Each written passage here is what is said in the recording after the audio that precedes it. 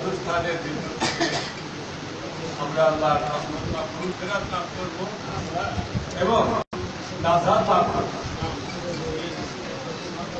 কিসের থেকে নাজাত লাভ করব? দোজখের আগে কিন্তু মিনার না। আমার দয়াল নবী যে হাদিস শরীফের ভিতরে বলেছেন যে রমজানের শেষের দশে আখিরু হাইয়ুতু মিনাল্লাহ আওয়ালু প্রথম যে দশটি সেটা হচ্ছে রহমতের আওয়ালু রাহমাত আওসাতু মাগফিরাত ওয়া আখিরু ইতু মিনাল্লাহ। প্রথম শেষের 10 দিন হচ্ছে দোজখের আগুন থেকে মুক্তি বা নাজাত। তাহলে একটা প্রশ্ন এসে তাহলে প্রথম 10 দিনের ভিতরে কি মাগফিরাত বা নাজাত পায়? অবশ্যই আছে। প্রথম 10 দিনের ভিতরেও মাগফিরাত এবং নাজাত এগুলো রয়ে গেছে। তবে এগুলো গুরুত্ব দেওয়ার জন্য ভাষার যে ব্যবহার এইসব ক্ষেত্রে এভাবে বলা হয়, গুরুত্ব দেওয়া হয় যে প্রথম 10 দিন আল্লাহর রহমত সেটা খাস ভাবে দেওয়া হবে। মাঝের যে 10 দিন সেখানে আল্লাহ মাগফিরাত করবে, মাফ করে দেবে। প্রথম 10 দিনও তো বাবা শেষের 10 দিনের যে নাজাত এটা তো প্রথম 10 দিনে হয়।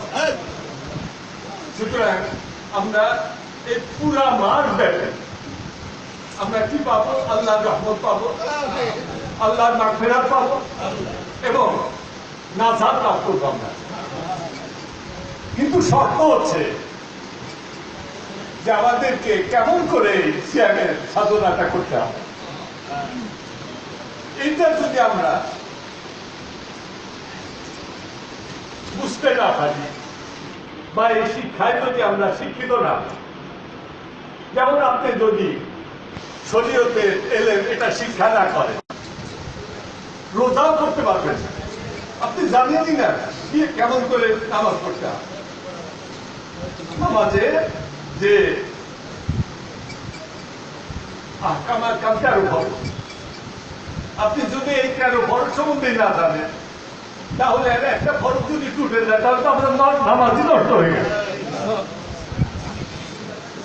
আমার বড় বিষয় আব্দুল কাদের জিলানী রাখা, এরাই তো তরিকা পৃথিবীতে জারি করে গেছে। আমরা পেলাম তো তার থেকে আব্দুল কাদের জিলানী রাহমাতুল্লাহ, তার মাধ্যমে আমরা পেলাম। হযরত খাজা বাহাউদ্দিন নকশবন্দি রাহমাতুল্লাহ, তার মাধ্যমে আমরা নকশবন্দির তরিকা পেলাম। হযরত খাজা বাবা মঈনুদ্দিন চিশতি রাহমাতুল্লাহ, তার মাধ্যমে আমরা চিশতিয়া তরিকা পেলাম।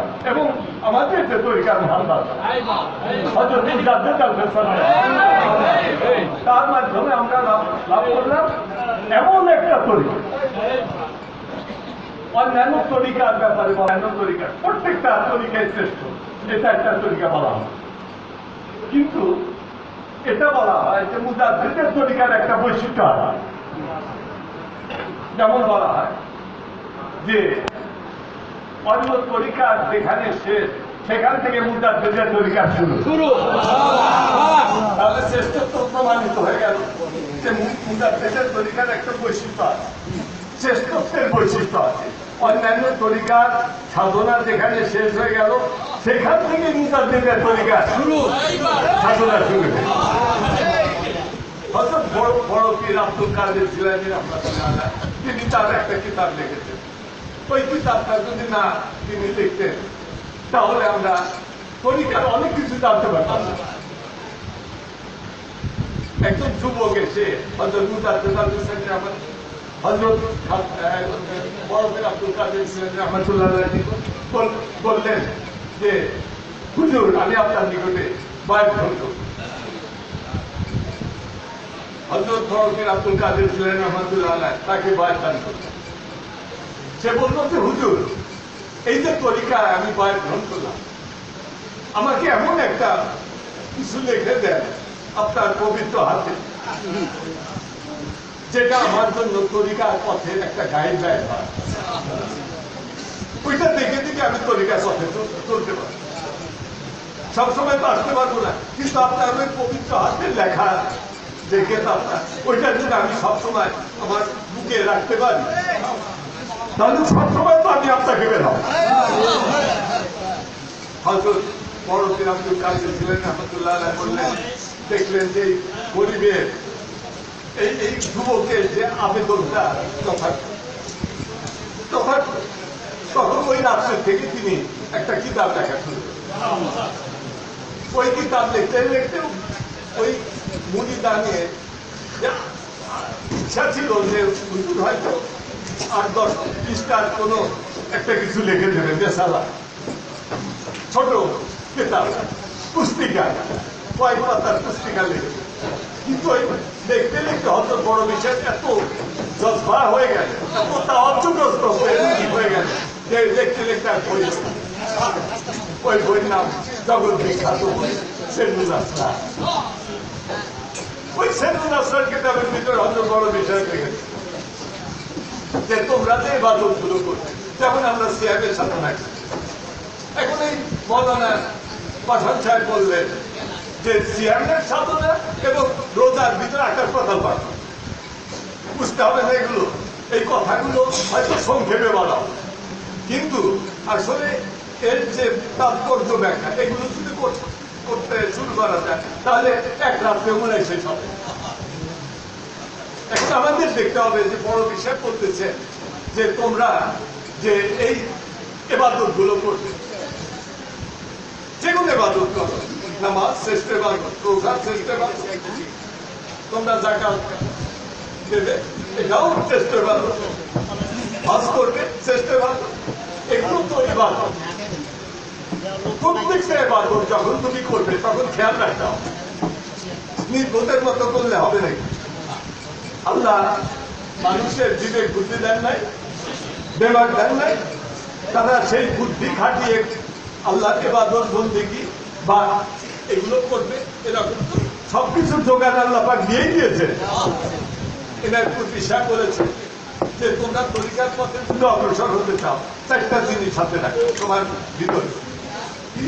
আদব, মহব্বত, বুদ্ধি, সাহস থাকতে হবে না? আদব থাকতে হবে। আদব না থাকলে তো তাসাউফই নাই, তরিকাই নাই। আর তাসাউফ হুয়াল আদব, বলা হচ্ছে যে তাসাউফটাই হচ্ছে আদব। এখন মহব্বত না থাকে তাহলে কি হবে? তাহলে ইমান থাকবে। দয়াল নবীর যদি মহব্বত আপনার দিলে না থাকে, আর আপনি নামাজ পড়লেন, রোজা করলেন, হজ করলেন, ডায়েট করলেন, খোলা হবে। কারণ ইমান ছাড়া কি ইবাদতের মূল্য আছে? একদম সারা জীবন ইবাদত করে গেল, ইবলিস আছে। ইবলিস এ তো 6.5 লক্ষ বছর, 9.5 লক্ষ, লক্ষ লক্ষ হিসাব, ওই 1-2 বছর বা 100 বছরের হিসাব, লক্ষ লক্ষ হিসাব। এই লক্ষ লক্ষ বছর ইবাদত করার পরে কি পেল? ঘোড়ার ডিম, এগুলোই তো পেল। এখন এই যে ইবলিসের ইবাদতের ভিতরে আর একজন মুমিনের ইবাদতের ভিতরে তাহলে পার্থক্যটা কোথায়? ইবলিস ব্যর্থ হলো কেন? এর জন্য ব্যর্থ হলো যে ইবলিস দয়াল নবীজিকে চিনতে পারে না। হুজুরে পাক সাল্লাল্লাহু আলাইহি ওয়াসাল্লাম ইন্না নূরা, হাদিস শরীফের ভিতরে উল্লেখ আছে যে জালিকা নূরু ফি বিকরাতি আদম আলাইহিস সালাম ওয়া সাল্লাল্লাহু মালাইকা, বলা হয়েছে হাদিস শরীফের ভিতরে যে ফেরেশতা মণ্ডলী আদমকে কিন্তু সেজদা করে নাই, আদমকে সেজদা করে নাই। মাসুদ লাহু মাসুদ ইলাইহি, মাসুদ লাহু মাসুদ ইলাইহি, মাসুদ লাহু যাকে সেজদা করা, সেজদা আমরা করি কাকে? আল্লাহকে। আর মাসুদ ইলাইহি যার দিকে সেজদা করা, যেমন কাবার দিকে। আপনি কি, আমরা কি কাবাকে সেজদা করি? কাবাকে সেজদা দিলেই মনের ভিতরে আপনার ধারণা হয় যে আমি কাবাকে সেজদা করি, তাহলে তো আপনি ছেলে করলেন, আপনি তো সেজদা করেন আল্লাহকে। এই অবস্থায় আদম আলাইহিস সালাম ভিতরে আল্লাহ পাক নূরে মুহাম্মাদীকে স্থাপন, নূরে মুহাম্মাদীকে ইন্নাল জালিকা নূরু, ওই নূরটা কি ছিল? জালিকা নূরু কি বিদ্যাতে আদম আলাইহিস সালাম, আদম আলাইহিস সালামের দেহের ভিতরে পেশানিতে আল্লাহ পাক একটা নূর স্থাপন করে দিয়েছেন। ওই নূরটা কি নূরে মুহাম্মাদী। আল্লাহ পাক যখন ফেরেশতাকে সিজদা করার কথা বললেন ফেরেশতাদের, তখন কিন্তু আদমকে সিজদা করার কথা বলেছেন যে ওই নূরে মুহাম্মাদীকে সিজদা করো। ওই নূরে মুহাম্মাদী সিজদা না করার জন্য ফেরেশতারা তো রক্ষা পেয়ে গেছে, কিন্তু আদমের ইবলিসের কি দশা হলো? 6.5 লক্ষ এ বললেন 9.5 লক্ষ, 9.5 লক্ষ বছর ইবাদত কি হয়ে গেল? জিরো হয়ে গেল। এখন আমাদের ইবাদত বলতে আমরা যে করবে তো সিয়ামের সাধনা কষ্ট। আবার দয়াল নবীজি বললেন যে কামিন সায়েমিন কামিন সায়েমিন লাইসা লাহু ইল্লা সিয়ামিহি ইল্লা জামাউ। আমার আল্লাহ দয়াল নবীজি বলেন এমন অনেক রোজাদার আছে যারা সারাদিন রোজা করে, কিন্তু এই রোজা থেকে 30টা কষ্ট ছাড়া আর কিছু আসে না। কামিন কাইমিন লাইসা মিন কিয়ামিহি ইল্লা শাহরু। এমন অনেক নৈশি নামাজি আছে সারা রাত নামাজ আদায় করে। আপনি যদি তারাবির নামাজ না পড়েন তাহলে আপনার রোজা কমপ্লিট হবে, তারাবির নামাজ পড়তে হবে না।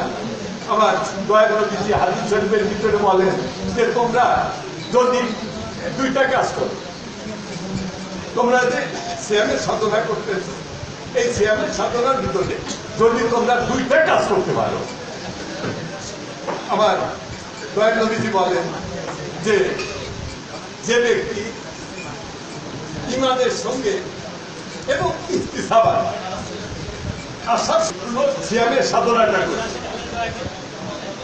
আল্লাহ পাক তার সারা জীবনের গুনাহ মাফ করে দেন। আল্লাহুম্মা তাকাদ্দামা মিন জামবিহি। এবং যে ব্যক্তি এই রাত্রি